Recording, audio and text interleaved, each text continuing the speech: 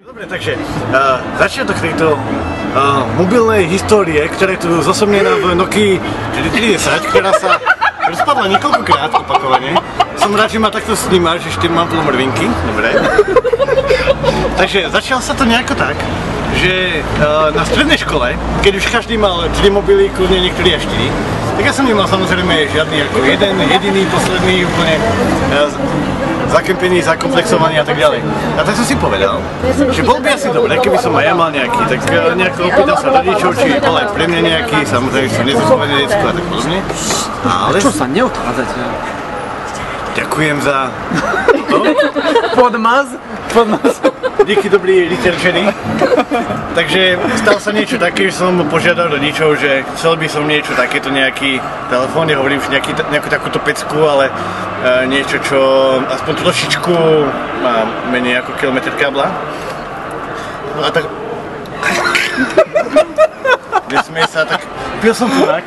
Môže zaznamenať, akú nám dali vodu, tuto aj s týmto, ľaľa, limetka. Dá sa to piť, len ešte som mi nezjedol.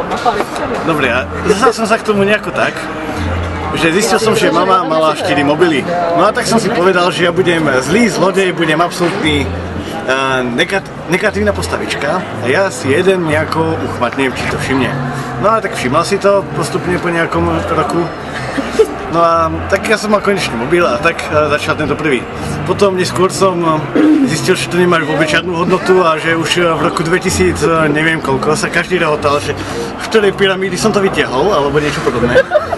No a potom oveľa neskôr som dostal nejaký Samsung, čo je niečo takéto, len je to nejako farebné, dokáže toho menej a má tam namiesto 4 hier takých hustých, ako je tu hadík a brutálne dobývanie vesmíru, tak on to mal iba sudoku. Ale farebné sudoku, bacha na to.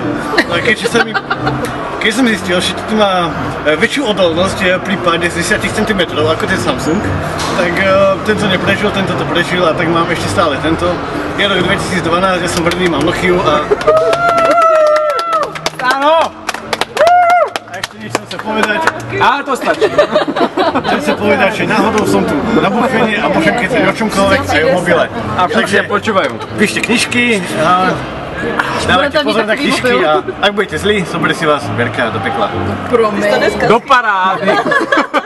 Amen.